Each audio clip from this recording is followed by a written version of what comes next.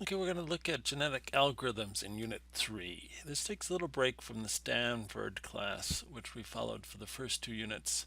The Stanford AI class goes into Bayes networks and probabilistic inference, trying to weight factors and infer probabilities from that. It requires some more probability and stats that most students have here.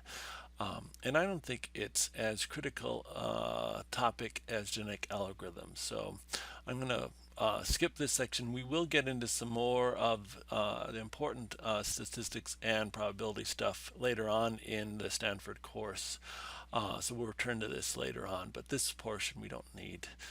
So we're going to jump into a different topic, genetic algorithms, and look at this. So you're watching this video right now. You'll have an participation activity this week also that's linked in down here, and with a detailed video on that, and then an assignment that's due this week.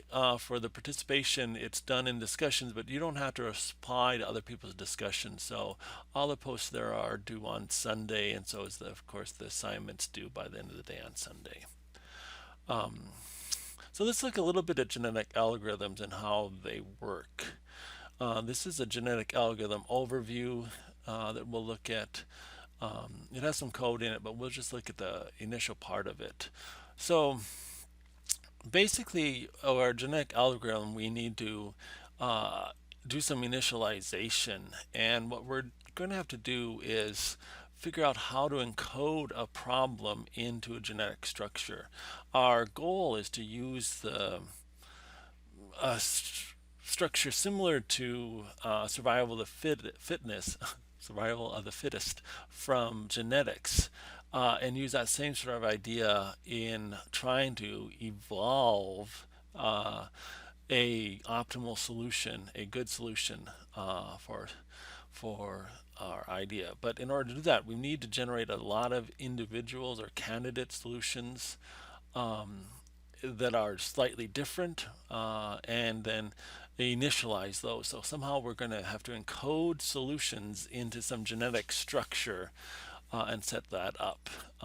But the basic process is we initialize a bunch of candidates, we evaluate them, we use some sort of fitness calculation to determine which members, which solutions, which candidates are the best, and based on those we do some selection of the top candidates. Now with these top candidates we do two things. We do crossover, where we'll mix the genes from two individuals, and we also do mutation, where we'll add slight mutations to a gene of a one individual, and then we repeat this process where we go and evaluate again, select, do some crossover and mutation again and again.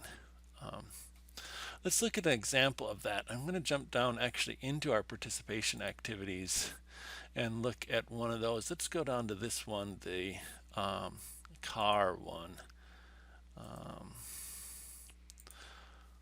So this generates a whole bunch of cars, random cars, and they all try to drive in different ways. And then we generate a new set. After we evaluate all these cars, we generate a new set of random cars. And we'll see which ones drive, and eventually we'll find cars that'll drive better than other cars as we go. And so the author here has tried to encode the shape of a car into a set of genes. So we have the shape, we have 8 genes, the shape of the car, where the different vertexes are, the wheel size, the wheel position, and then how heavy this car is, and how heavy the actual body of the car is. So all that's encoded, and it doesn't go into details of that, but you can kind of get an idea of how they'll encode the positions of these. And then we create a whole bunch of random individuals, and this is our selection process. Let's go back here. Here, let's look at this diagram. So we create a whole bunch of populations, and we encode the genes, the different solutions in each gene. So this would be an individual, this would be a different individual, and we'd have different binary numbers or some sort of numbers or indications in here of our population of our genes that are just displaying these as colors. But each one of these rows would be a different individual, and from each of these, during our evaluation phase, we can then, in this case, create cars from them and run the cars on the track. There'll be other ways of evaluating depending on what we're testing, but in this case, we generate these cars and run these cars on this track. Um, so that's the evaluation, and from that we get some fitness value. In this case, every car is, we score um, how far it's gone. We look at every car and how far it's gone. So this car has gone, this different cars have gone different amounts. And so we calculate the fitness. And so we have some, in this case, it's quite simple how far a car has gone, not how fast, just how far. So we have that fitness value. And then we do this reproduction. We select the top candidates and we do this. There's a couple ways of doing this. Crossover. So what crossover will do is take two parents, pick a point in each in the parent, and then cross over. So we'll create a child with the left half of the first parent and the right half of the second parent, and we'll create a second child with the right half of the first parent and the left half of the other parent. So these two children are different. They take different halves of their parents' genes. So that's called crossover.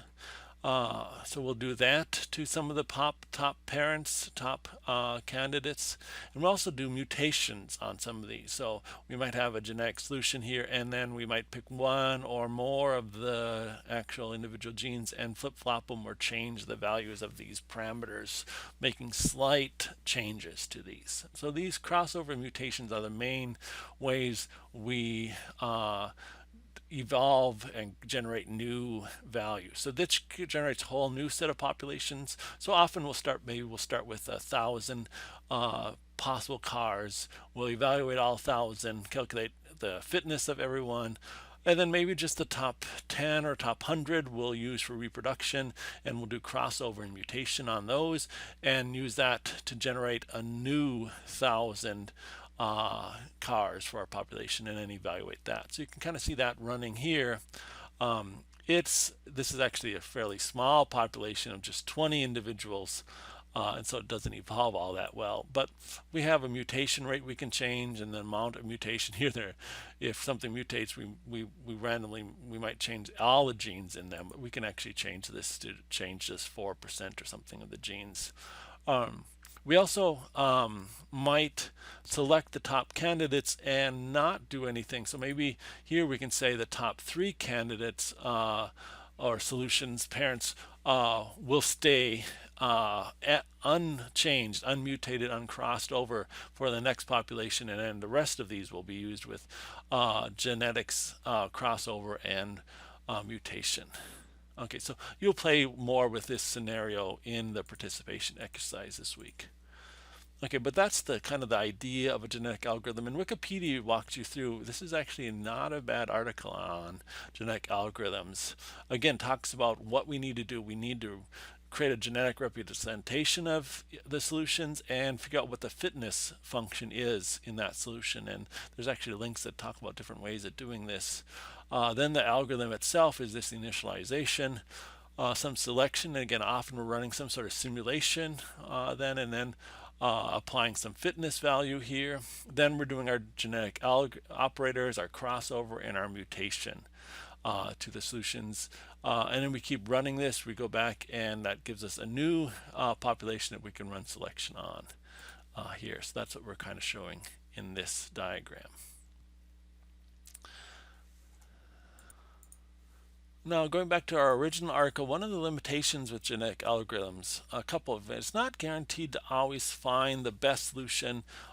We often will find what are called local optimizations or local peaks. So we might find this solution. Maybe we're trying to find the highest point in this graph, and we might find this solution. It's not the highest solution, but it is a high solution. Sometimes we have problems with that, and there has been research on how to fix that with this. But genetic algorithms are very good at finding solutions to complex problems. There are problems that take a lot of time.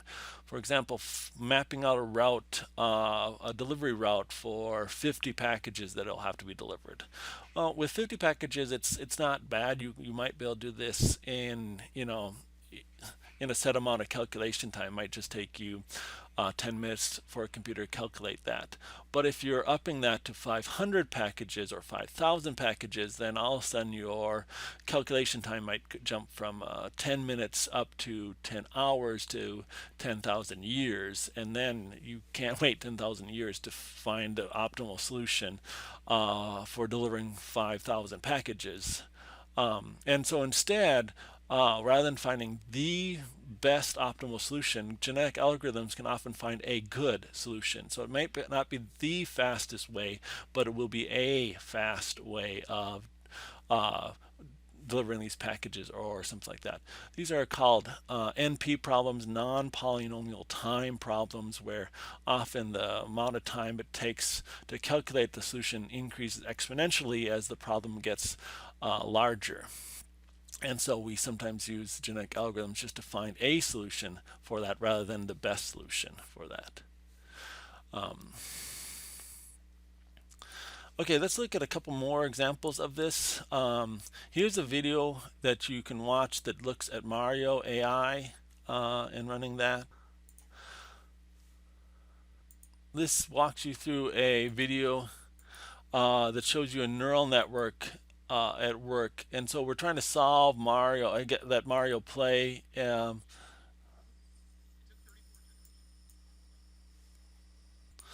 again, you can go through this video, and in order to solve this solution, the author uses a neural network to set this up. And we'll learn more about neural networks. We'll spend at least a week or two, a unit or two on that. It's a really popular AI technique now. And then it also lends itself somewhat to genetic algorithms in that we can encode the parameters for the neural network in a genetic algorithm and use that. So that's what's being used here to solve that. So watch this video. You can also, there's a link here to some Java code for this. This is part of a Mario AI competition. So if you just Google Mario AI competition, it ran until 2012, some competitions, and so I actually have the code from that competition that you can download and run. So you can actually open this code up in NetBeans and run it, and it will run Mario through a random level in Mario for it to use. Initially, Mario does very poorly. It just runs and usually gets stuck at one of these first values because Mario doesn't know how to use any of its keys or anything like that. So it's limited values.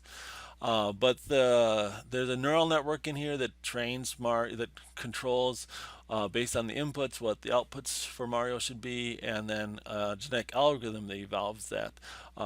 In this project, there's actually a whole bunch of different solutions from this competition. There's just one of them under this paper evolve that evolves it, and this is based on a paper that's written about this. And again, it's not that long of a solution that's running here. For it and all written in Java. So it's a relatively short solution. So here we have Mario. Yeah, every 5 generations, then it shows a new Mario, and slowly the Marios get better. Right now, it's kind of trapped in a kind of local minimum, and it's kind of stuck. But it's beginning to evolve and improve a little bit, and it'll get so it can finish the whole level easily. In the 16-week version of the class, I actually have the students go through and modify this code and work with this code a little bit. But I just find it's hard to get all that fit into this 8-week set. So you can look at this code certainly, but we won't do anything for the assignments for that code. Okay, a couple other videos that you can watch here. These all are different evolving often walking creatures, all based on papers here. Let's just look at this first one. So they're looking at evolving, walking, and you'll run a simulation like this in your participation activities. But right around minute 50 seconds here, there's a nice scenario here where they'll go through and they'll run different generations side by side. So you can see early generations have trouble walking, but eventually after hundreds of generations, we get much better improvement as we go. So you can just kind of see how these, and again here the question is how do we encode these problems. So here they're encoding the muscle reflexes and the parameters for controlling the muscles in these joints in a genetic algorithm so that these things can walk. So it's almost a natural based solution for finding a walking gait. But again, we can encode different solutions in here to solve different problems in different ways. You'll see everything from non-player characters in games to find the optimal strategy for routing packages solved with genetic algorithms. Okay, so finish up the participation one. There's a separate video there and a separate video for genetic algorithms. Hope you enjoyed this week.